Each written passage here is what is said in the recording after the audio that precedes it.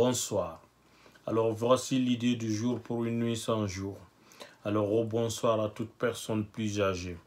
Comme la vie continue au royaume des humains, voilà ce que nous avons appris des périodes démocratiques.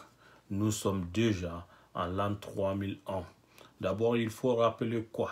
Qu'il y eut moins de courants d'air, car on a voulu faire le procès aux minorités pour des menaces à la sécurité avec 10 000 guillemets, pour finalement des choses qui se terminent par des excuses. Alors il faut aussi rappeler qu'on avait vers décembre de l'an 3000 une intelligence très maigre et qui mettait mal à l'aise sur son aspect de l'utilité. Car à force de se nourrir de tout, mais alors de tout, depuis 1960, au point qu'on se demandait si les lois qui nous gouvernaient étaient-elles des vitamines pour autrui ou des ordures à détricoter. Personne n'a voulu rien dire. Personne n'a voulu répondre à la question. Et la vie ne fut que prière et espoir. Et les jours et les nuits mouraient pour les apercevoir. Et cela fut l'astuce de tout un continent, s'évanouir sous un ciel généreux et une terre joyeuse. Alors vers l'an 2080, il faut aussi rappeler qu'on ne faisait que lire. Lire sans arrêt. Lire pour transcrire la vie. Car quant aux lois, elles furent mal à l'aise car elles ne connaissaient personne malgré le désir.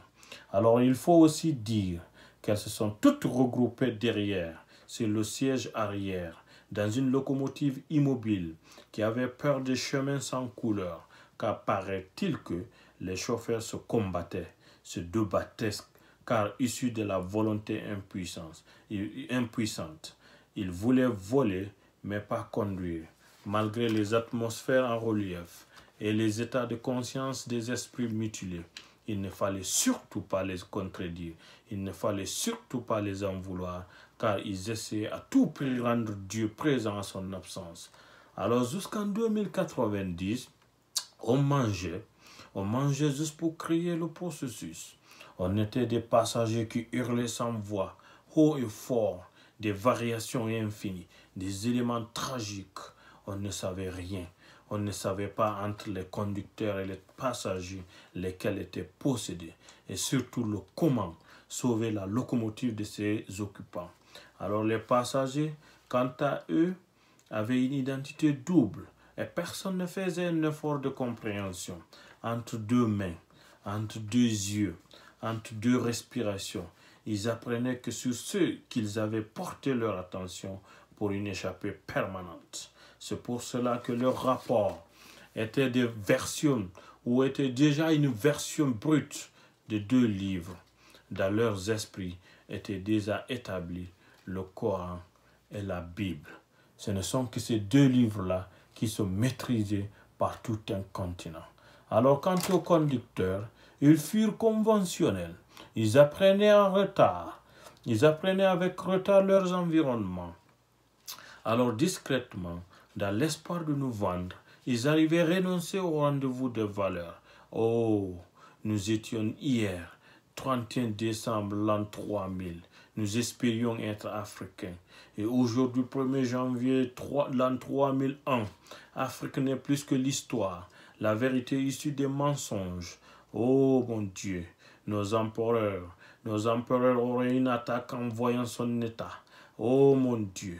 Car nos grands professeurs ont le savoir, mais pas de réponse, car tout fut appuyé par la rumeur. Qu'est-ce que alors donc racontait la valeur humaine pour conclure?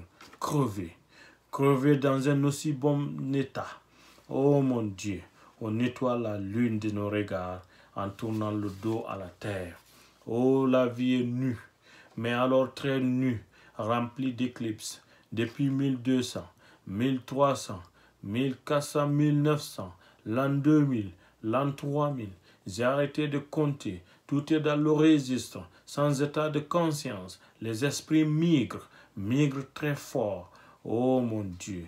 Alors pour la matière des mots, il serait honteux de ma part de ne pas évoquer l'année suivante, c'est-à-dire l'an 3002.